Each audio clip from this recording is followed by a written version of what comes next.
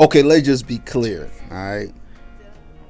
This is to the real basketball fans who really don't have any biased ways when it comes to talking basketball. At times, it might be a little bit, but there are certain things that are just clear as possible. And the discussion about who's the greatest basketball player of all time, there should be only two legit players that should be in that conversation, in my opinion. And I think that's Michael Jordan and Kareem Abdul-Jabbar.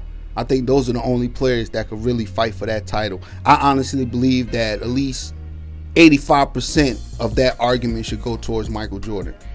And because it's simple for me. It's really simple. It really doesn't make any sense. Or why is there even a conversation about any other player outside of Kareem? But anyway, since we don't play politics with basketball, we're going to keep it all the way 100.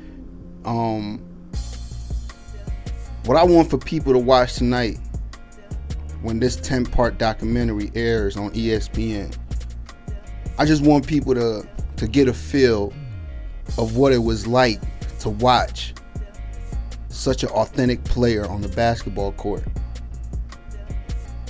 And his competitive drive, his loyalty,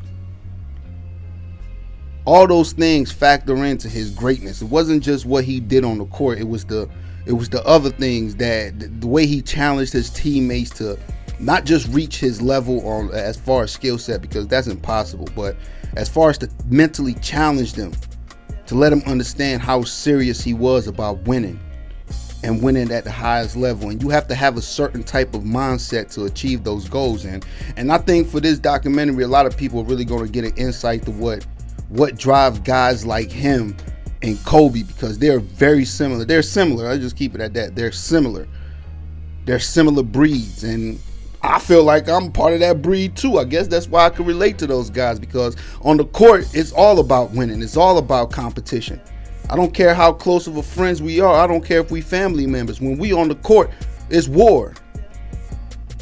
And I need for my teammates to make sure that they are as competitive as I am, because that's something that ain't got to be taught. It is either you want to compete or you don't.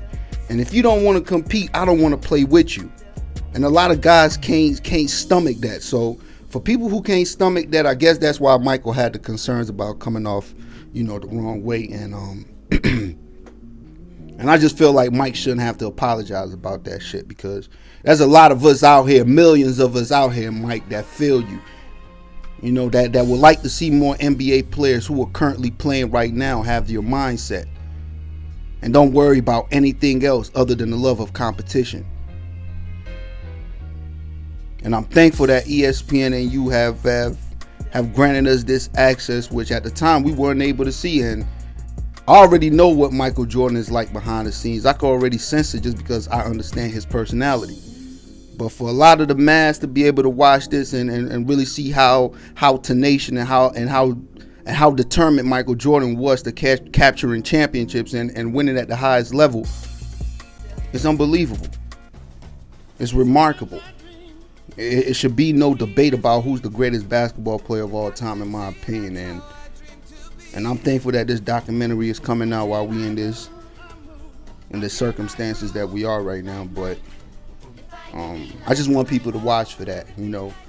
Of course, you're going to see his greatness displayed on the court, but just watch for the intangibles. Watch for his leadership skills. Watch for those type of things, and you're really going to understand why Michael Jordan is the greatest basketball player ever to step foot on an NBA court. And there should be no debates about that. Until I see someone else that's better than Mike, I'm going to let you know. And during the 1998 season, his last season as a Chicago Bull, Michael wore 2 pairs of shoes during that season, and that was the 13s and that was the 14s. And I don't have the last shots, but I just want to display my 1998 Michael Jordan 1 edition classic OG shoes, just because I'm happy that they finally dropping this documentary, so people who haven't been enlightened will get enlightened by watching this documentary. You're stuck at the house, you ain't got nothing else to watch, and you better appreciate his greatness too.